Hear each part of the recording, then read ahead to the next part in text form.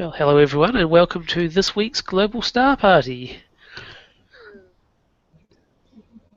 So tonight we have with us Russell from Nova Scotia. Hey. How you going, Russell? Pretty good. Thank you. And Grant from a cloudy UK. Good evening, good morning, good afternoon, people. Unfortunately, we've got cloud here in Cornwall, UK, but I'm set up with my solar scope, so if it clears, I will switch my view from my ugly face to a beautiful view of our G2 yellow dwarf. Excellent. Well, here in New Zealand, the clouds have parted enough to get a little bit of the moon shining through. So, we'll show you a bit of the moon, and Russell will tell us about it, because I wouldn't have a clue what I'm looking at, because it's the moon and it is annoying. Well, we have a waning gibbous moon. Looks to be about 70% illuminated, somewhere around there. Maybe 80. Right around the middle we can see Copernicus. And at the top, at the very tip up the top, which should be at the bottom, is Tycho.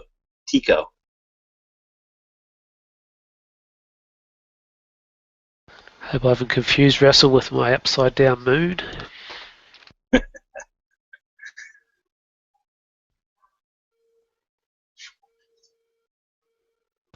Live moon from New Zealand. There we go.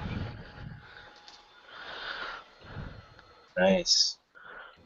We are just zooming in on the bottom right-hand corner of the moon there, where you can see quite a distinct crater called Plato. Yes. And the way the moon's lunar phase is at the moment, I mean, if it was just a little bit more full, you would actually then be able to make out the Alpine Valley, which on Russell's picture would be to the right of Plato. It's like a great big trench. It's 180 kilometres long, if I remember correctly, and that's quite a nice object to image it and even look at through a telescope as well. Very nice. You have the Bay of Rainbows is down at the bottom of the image too. Looks like a little hook. That's where the Chinese probe, the Chang 3, landed. It's still up there. The U-2 rover was in the Bay of Rainbows. I'm just wondering if we can see the craters within craters. I think it's Clavicus, if I remember right. Russell, is that crater? With craters within craters within craters, I think. I was looking at it the other day there through my little 6-inch reflector. Yeah, we got some nice.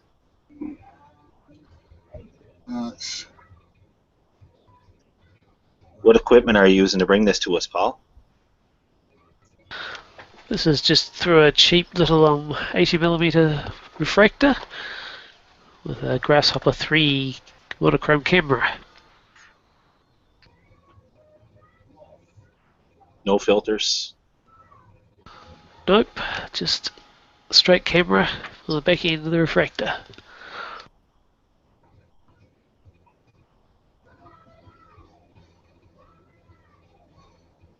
It's a fabulous object, the moon. There is so much detail. I never get tired of looking at the moon. No, me either. Spend many nights.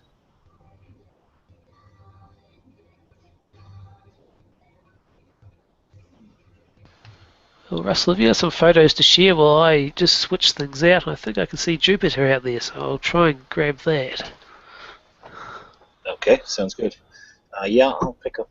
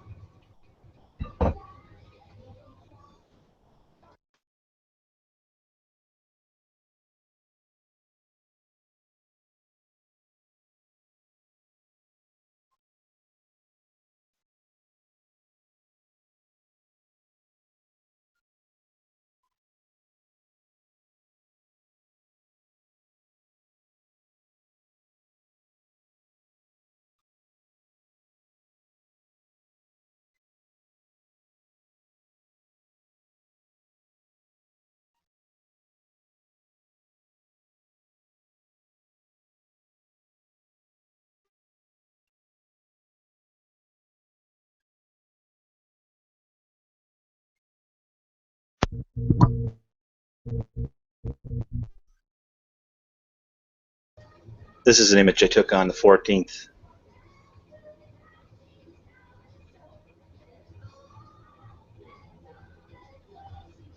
That's a fantastic image, Russell. The detail you've got there, the ripples on the craters are fantastic. What camera did you use for that in scope? Next image 5.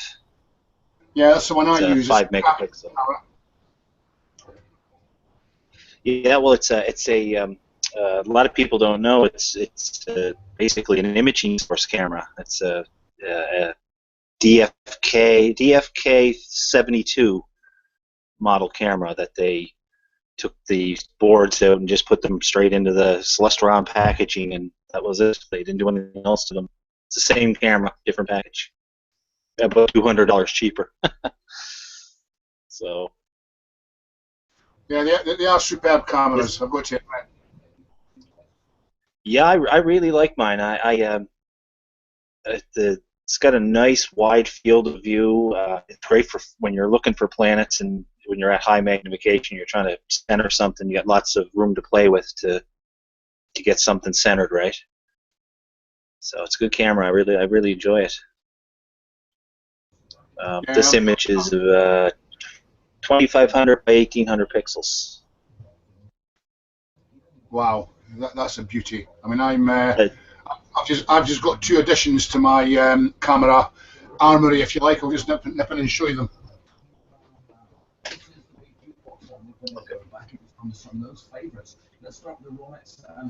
I think Paul has his Jupiter. Getting there, I'll just try and make it a little bit bigger.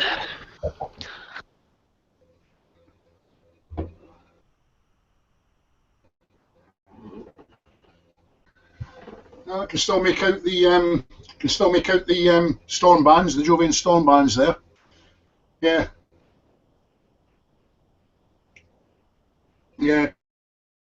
Quite fortunate these Orion Starshoot video cameras, yeah. Very, very good for what they are actually. You can see on the actual thing there. But my pièce de résistance for colour video is the Malincam Extreme. So we'll be looking forward to trying this one out.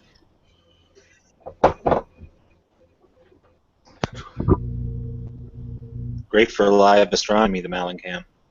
Well, I use it mainly for education, Russell, you know, connecting to local schools who are doing astronomy projects and things like that. So they virtually tell me what they want to see, and I point the telescope and give them the live feed, and they can do with the images with what they want, you know, for the school projects. Nice. Is it sensitive enough for deep sky? Can you do deep sky with the Malincam? The Malincam is superb for deep sky, yes.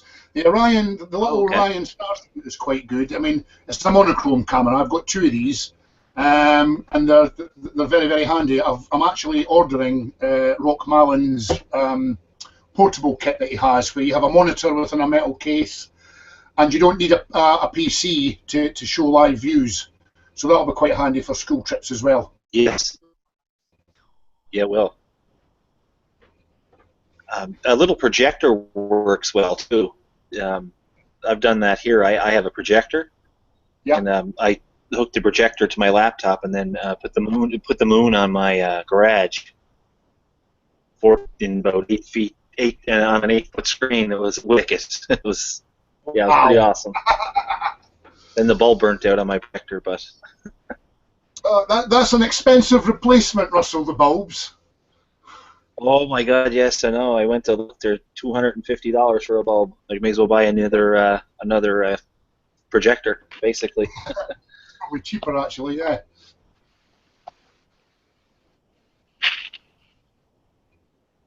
Yeah, it's pretty. It's quite a tool for live.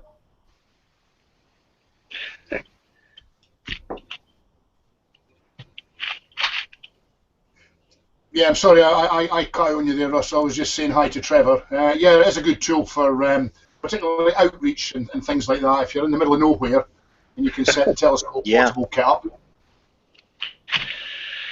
Yeah, I'm just coming live to you from Bali. From Bali. Thanks for that, In Trevor. Indonesia? It is damn warm over here. You got 30-degree nights. You can have them. Oh, wow. I am jealous. I'm extremely jealous, Trevor. One good thing about this place, at least the beer's cheap. I won't talk about the women. I'll get in trouble. That is a really nice image of Jupiter that Paul's got up there. Yeah, absolutely fantastic. It'd be nice if people had telescopes here. Surprisingly, the nights are very dark. I mean, they're very dark skies. Yeah, I mean it's. Yeah, I can imagine. You normally find that, Trevor. You know, when you've got dark skies. I mean, you've got to remember that you're looking at it as an astronomer, and if it's Bali, it's probably holidaymakers actually looking up at the sky. You know what I mean?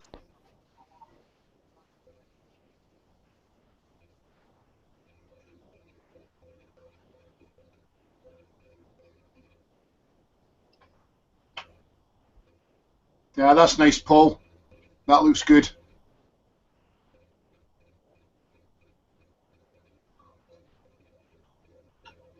Live Jupiter from New Zealand.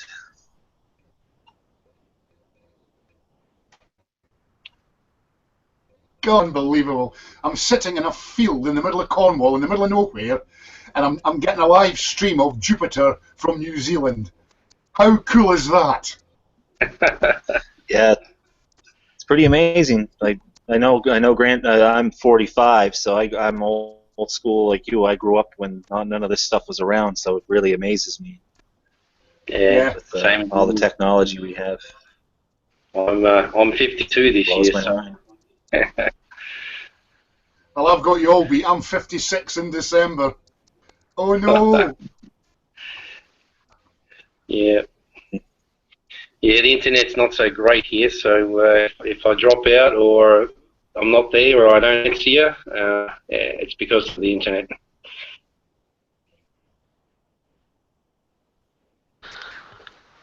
Don't know if you can see it, but right there, right on the edge of the disc is Io.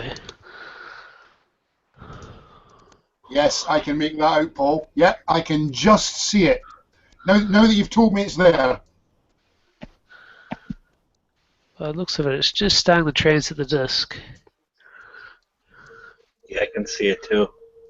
Yeah, that's superb. Jupiter is 667 million kilometers away right now. Wow. At least someone's got some live view. Do you know, it's quite ironic because if there was an ocean big enough, Jupiter and Saturn would float in them.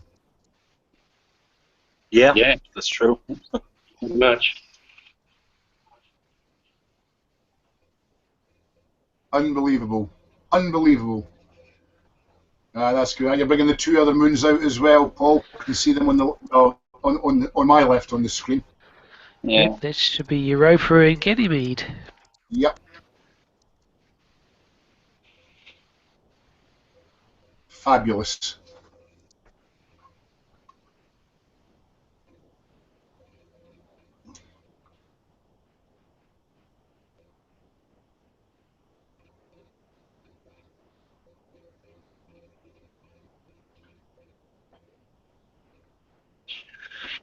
You should be able to get Saturn too in your poll.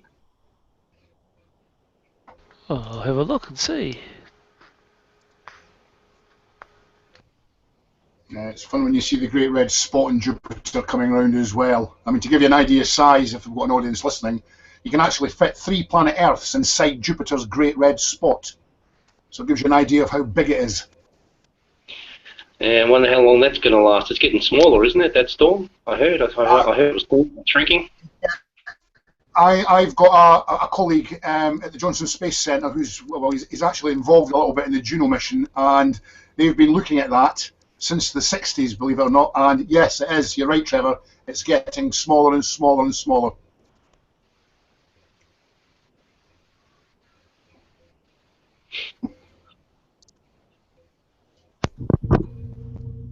The last few years, it's really lost a lot of size. I found just in images, you can tell it's getting smaller seems like it's getting smaller every year. Yeah, it's almost. Sorry. Oh, go on. Sorry. It's almost getting circular in shape. Last time I looked at it with a 16-inch, it's getting, yeah, it's not as oval or egg-shaped as it once was. Yeah, you're right. It's even changing its shape a bit. Mike Phillips' latest images get some really nice detail. It's like a dark band right in the center of the GRS. A dark band of, I'm not sure what it is, color, just dark, like a darker color. That's pretty neat, actually. He gets amazing detail. His images are incredible. That planet's it's like Saturn, forever changing. New storms popping up everywhere. I noticed this year there's some nice. Yep. Sorry. I think it was only a few. I think only a few years ago there was only one band, and then so I think I remember one particular year there was actually no bands around it. Yeah, we 2011 we lost the southern equatorial belt for the season. I have images from there too. I just have to dig them up. It faded right away. Oh look, it came back again in spring. Yeah, I think between Saturn and Jupiter, I don't think you can ever get sick of it. If you ever want to get people interested in astronomy, Saturn and Jupiter are the things you show them first, because just simply of the wall factor. Yeah. And just note that Io's just disappeared behind Jupiter. There we go. Yeah, I can see it.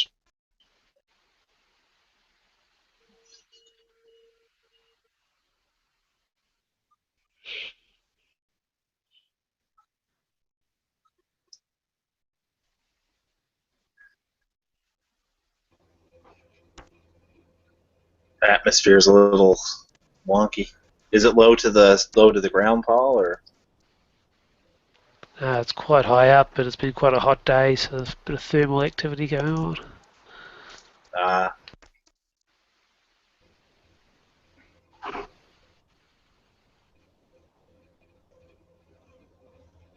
You got some of the Flickr group images that you can show off, Russell, while I find Saturn?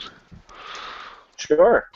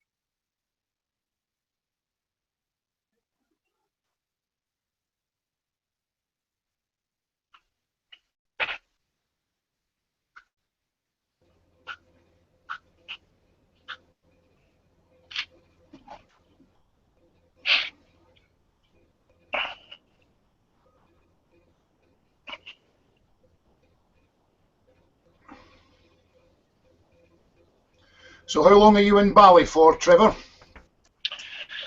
Well, I'm here for a week. Got another 4 days to go, so I'll enjoy it, I'm sure. All that cheap beer, yes. Cheers. Yeah. I'll probably probably smuggle back a handful of green lasers as well.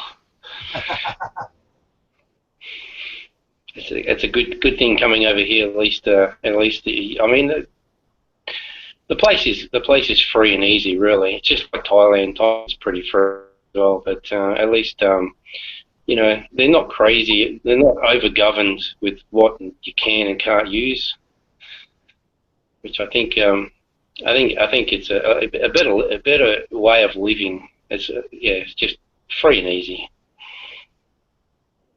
Yeah, I mean, I'm getting two green lasers, but they're not just 1 millivolt, they're 100 milliwatts, yeah.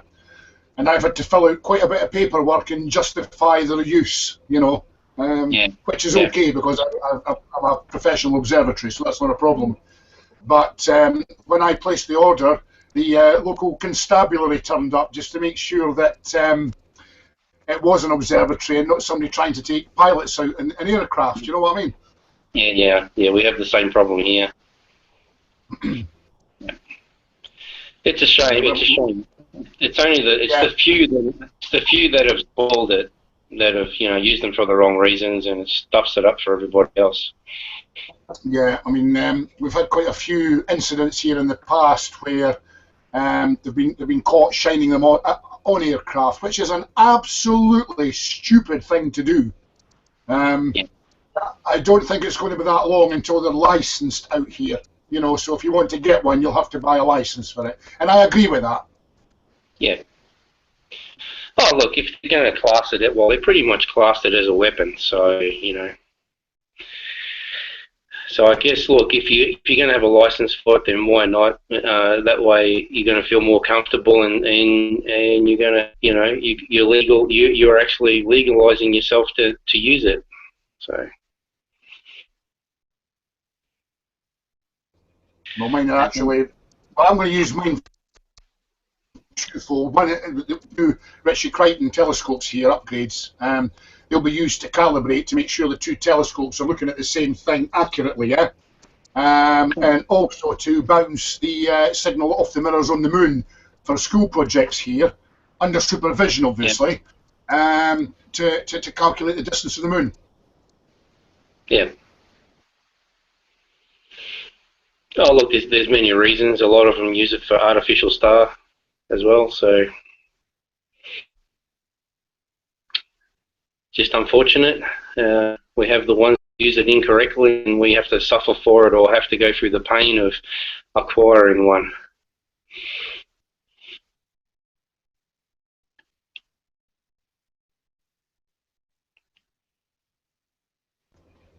I mean, I'm quite fortunate because I'm in the middle of nowhere where my observatory complex is.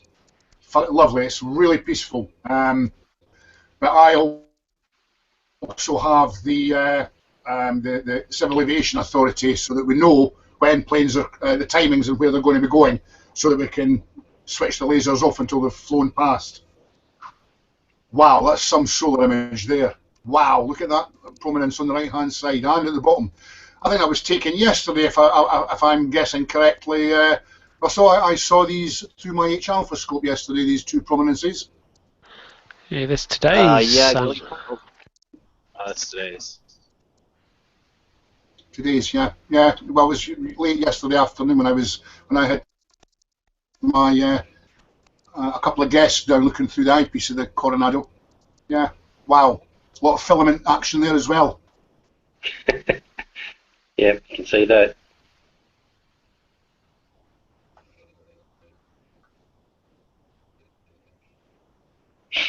It's not badly processed. It's very clear.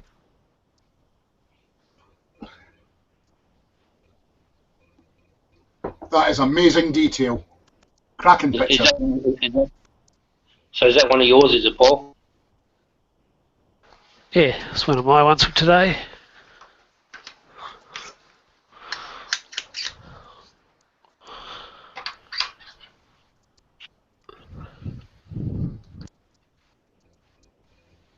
Fantastic picture, Paul.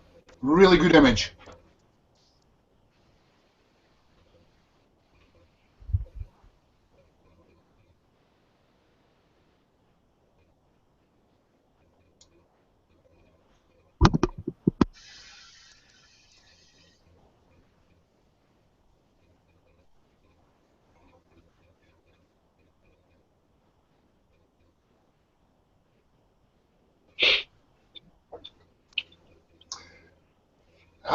Saturn. There he blows.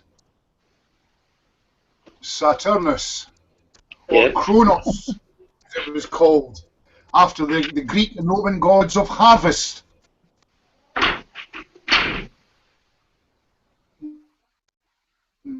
We can arch a vision on there as well.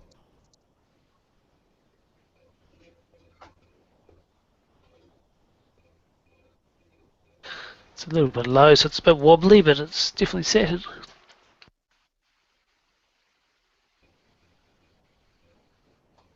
It's quite ironic to think that the actual rings on Saturn are only 65 feet thick. It's because they're made up of lots of water ice that reflects the sunlight, and hence why we can see them clearly in the telescope eyepiece or camera.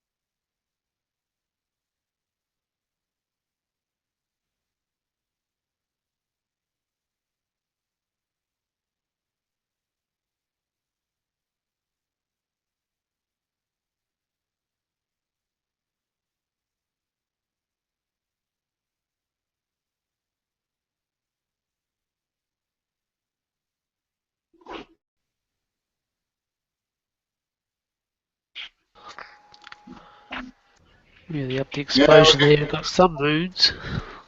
Yeah, we can see them. You can see them here, Paul. Yeah, Saturn looks like a UFO now.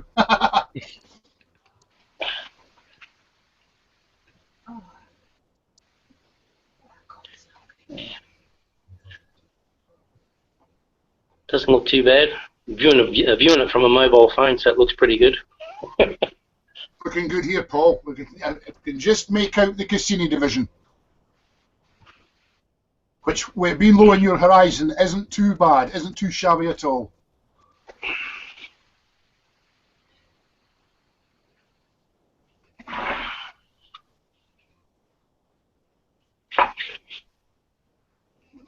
Just a quick question off topic here. I had an email the other day saying that the Google Hangouts are going from 10 people to involve up to 25. Has anybody else heard that?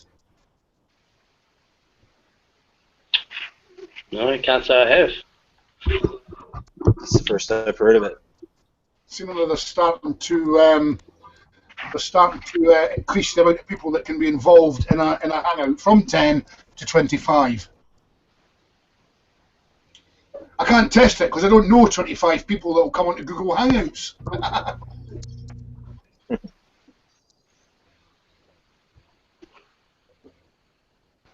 Well, it's actually cleared up here, so I'm going to swap the deep sky camera in there. So if anyone's got anything they can talk about for a little while I'm changing things around. Some great live images there, Paul. Thanks for that.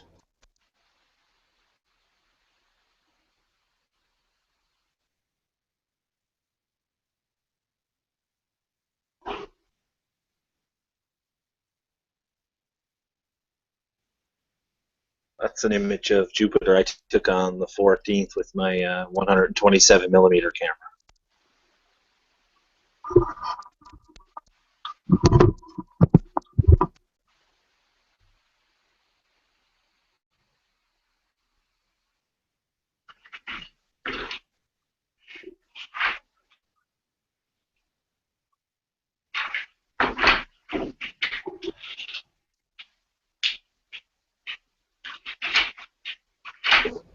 I've just put that link for the increased Google Hangouts in the group chat text. Now you can just have a look at that, gentlemen.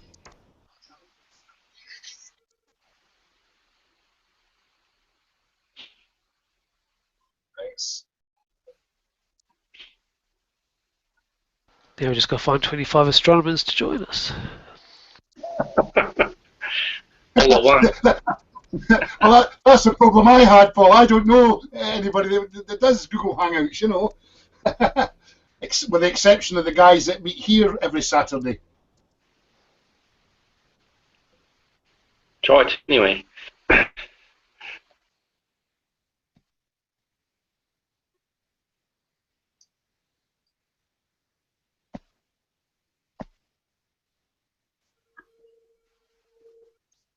This is an image of Jupiter by Ralph Smythe from the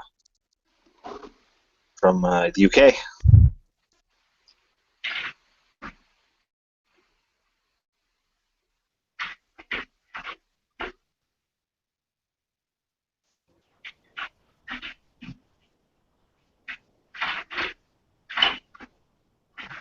Wow, that's a nice image. Nice image.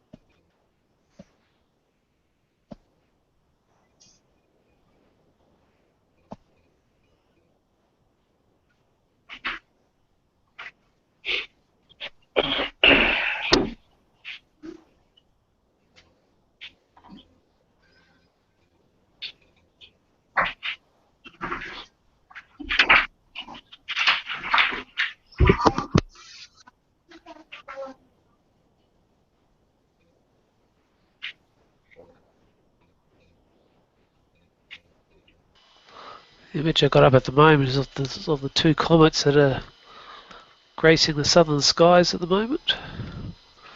The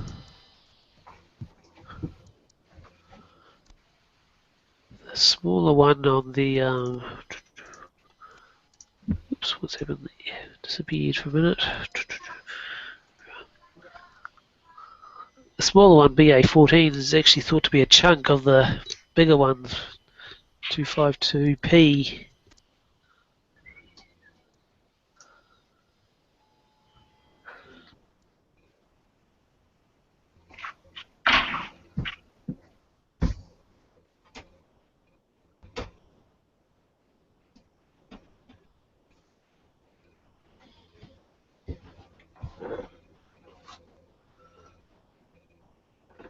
Doesn't look like we're going to get much luck with the weather here. Are they heading up north after they're done down south, Paul? Oh, most likely. They always seem to end up there eventually.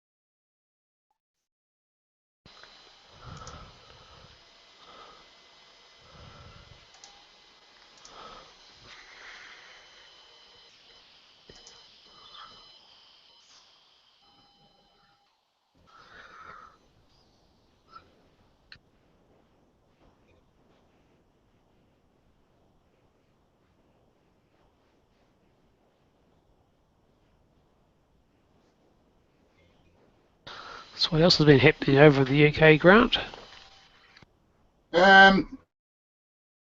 It's been, to be honest with you, sorry, Paul, the weather that we've had here over the last sort of 5 or 6 weeks, wind gusts from Storm Imogen, and then a couple of weeks later from Storm Jake. Thankfully, touch wood, there was no damage to my observatories, you know. So to be honest with you, it's been for seeing and observing down here, it's been pretty dire for the last 6 or 7 weeks. But the jet stream, as I said, has been going right the way across the southwest of England. So it's on the move now, and there's a lot of high pressure coming in. So fingers crossed, we'll get some clear skies to do some work.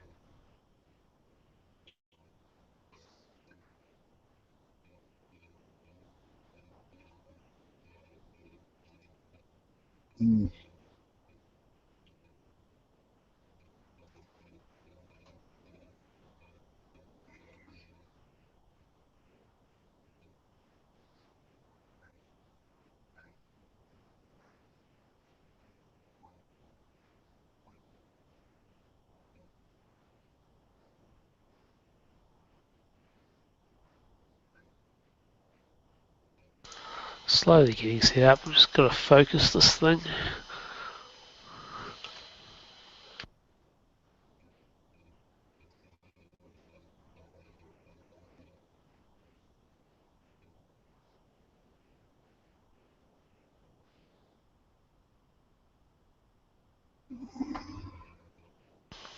Oh, that's an interesting galaxy there, Grant.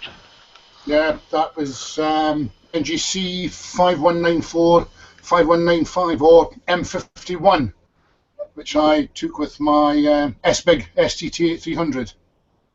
With the camera down to about minus 25 for this one. 7.5 hours exposures altogether. Lovely object. Lovely, lovely object. Is that coming up okay on my XSplit broadcaster program, Paul? Can you see that clearly enough, yeah? Yep, that's coming through perfect. So if I come back on with this here, then I think I can switch between that and my ugly mug. Yeah, there we go. Very good, this. I mean, I'm messing around with a program called XSplit Broadcaster. You can connect 12 video sources to it. And my view for that is to actually, when the two telescopes are working, while one's slewing, the other one can be on an object, so we can actually have more live views in less time so the telescopes have to slew. So while I'm using my one and looking at, say, Jupiter, Kim will be next door, slewing the other telescope onto something else, then I can switch straight from what I'm looking at to then what Kim's telescope's looking at. And then while you're looking at that, I slew my telescope. So hopefully it then gets a few more live broadcasts, objects, rather than telescope slewing. Well, that's my plan anyway. Whether it works or not, I don't know. So you just got to get somewhere tuning off the clouds and you'll be right. Yeah, well, yeah, that's a fair point, Paul, actually, yeah.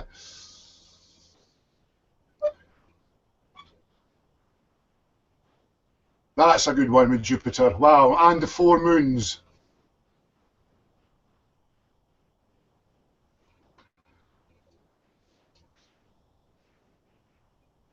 Now this one's from the 14th. I believe that is, I think, from left to right. It's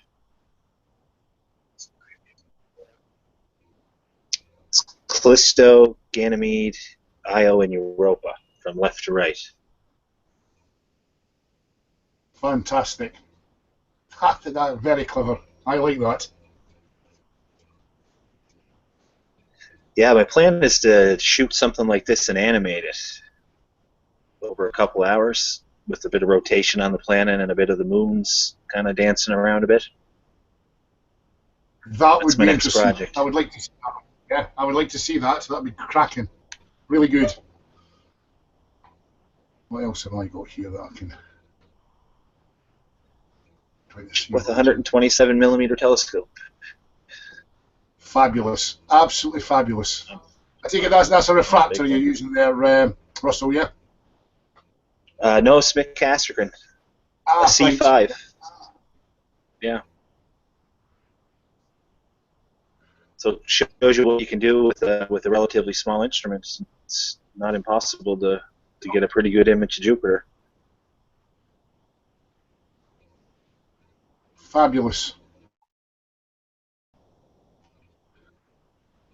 Yes, I can certainly look at the astro pictures and live video. I can look at it all day. I never get tired of looking at people's work.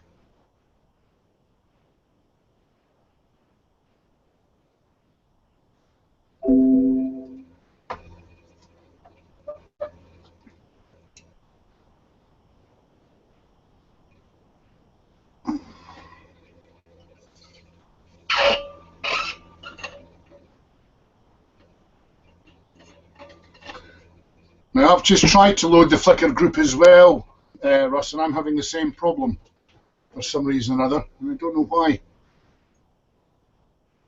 Yeah, it might be something to do with Yahoo itself, maybe. I know Hangout uses a lot of bandwidth, and I'm pretty limited out in the country. I have that's why you don't see me. I don't have enough bandwidth upload to Yeah. do any video. Well, My upload I've is got, 200. yeah, well, my upload is 6 megabits here, and it's about 20 megabits download. So I mean, I'm having problems. So it could be a problem with Yahoo actually. Let me just try it in a separate window.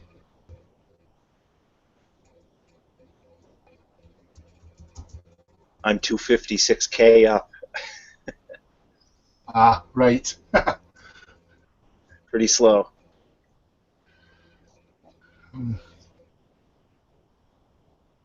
But we're supposed to get fiber optic internet in the next year. Yeah, I mean they are quite slow with the fibre optics here. Installing it, it's British Telecom that does it here. So I originally had a data SIM card and a Weeb amplifier, which was all right, and that gave me something like between 8 and 10 megabits download, and about 0.5 to 1 megabytes upload. But since we've put the satellite broadband in, it's I'm getting 6 megabytes, well 6.2 upload and about 20 megabits download. So it's very good, and it's half the price of what I was paying for the phone contract. So I'm quite fortunate.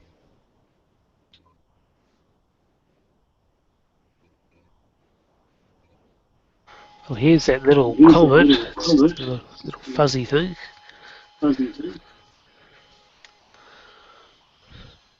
Wow, outstanding.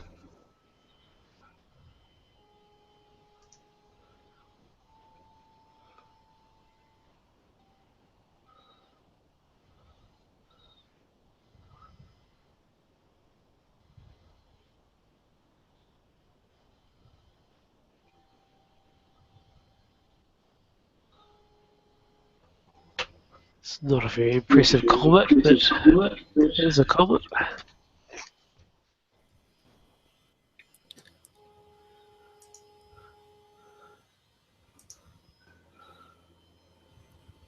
I mean, it's quite ironic that when we actually think about Charles Messier, he was actually looking for comets, and he thought every blurry that he saw was a comet, and just quite unbelievable that the majority of them weren't.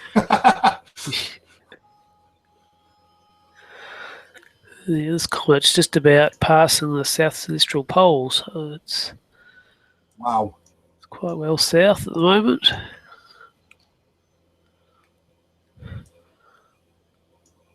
See if I can find his little friend, wherever he is.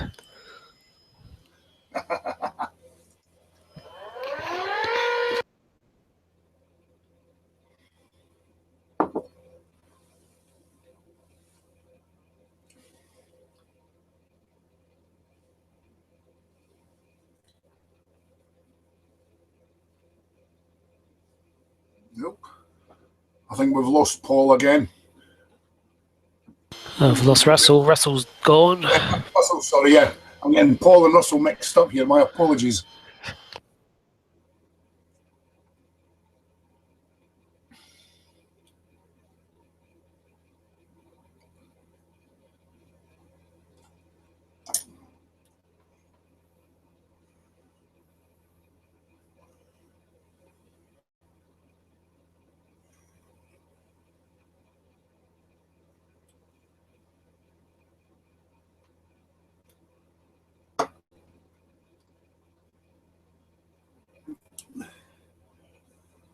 Yeah, this is due to grab a cloud on that part of the sky.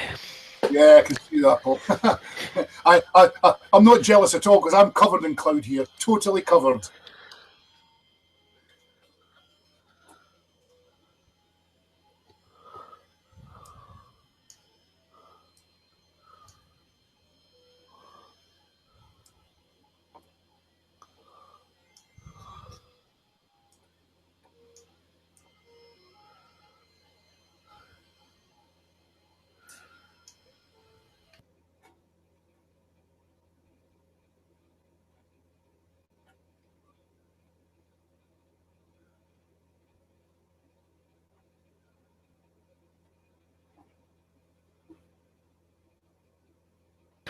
Yeah, well, I think that's it for the night here. The clouds have just finally decided to join the party and make the sky very opaque. Yeah, I think we're not getting very much luck with the weather here either, Paul, at the moment. So, yeah, I think it's probably best to call it a night. Well, we've just about had an hour, had 50 minutes. That's not too bad. No, it's not. We'll see what this one comes out like. Might be able to see something in it. More clouds.